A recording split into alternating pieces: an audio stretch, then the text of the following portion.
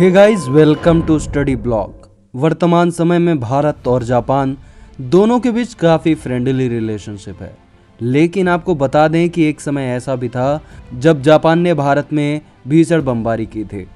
Japan Kolkata में बने Howrah bridge को तोड़ना चाह रहा था। हावड़ा ब्रिज कोलकाता और हावड़ा को जोड़ता है। यह बात है द्वितीय विश्व युद्ध के दौरान 1942 की। 1939 से 1945 तक द्वितीय विश्व युद्ध चला। एक तरफ थे एक्सिस पावर्स, जिनमें जर्मनी, इटली और जापान जैसे देश थे।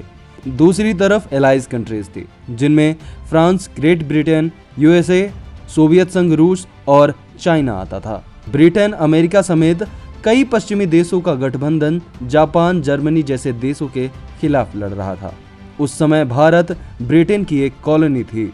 ब्रिटेन भारत की जमीन का इस्तेमाल युद्ध के लिए अपने सहयोगियों तक मदद पहुंचाने में कर रहा था। इसका नतीजा ये रहा कि 20 दिसंबर 1942 में जापान की इंपीरियल आर्मी एयरफोर्स ने कोलकाता पर बम गिराना शुरू कर दिया। ये बमबारी आधी रात में की गई थी।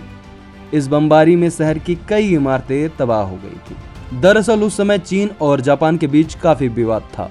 चीन को युद्ध का सामान ब्रिटेन और अमेरिका पहुंचाते थे और उसके लिए केवल एक ही रास्ता था, जो भारत से होकर जाता था। जापान इस सप्लाई चेन को तोड़ना चाहता था, इसीलिए उसने कोलकाता पर हमला कर दिया।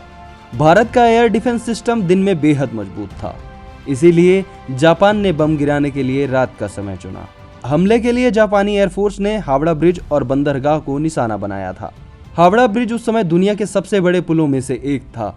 जापान ने 20 दिसंबर 1942 को हावड़ा ब्रिज को उड़ाने के लिए बम गिराना शुरू कर दिए, पर भाग्यवश निशाना चूक गया और यह बम एक होटल के ऊपर जा गिरा। उस दौरान कोलकाता में रात की लाइट्स भी कट कर दी गई थीं और कई अहम बिल्डिंग्स को काले रंग से रंग दिया गया था, ताकि महत्वपूर्ण बिल्डिंग्स को बचाया जा सके।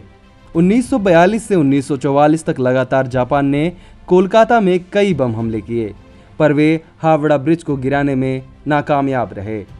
आपको यह जानकारी कैसी लगी, हमें ज़रूर बताएं।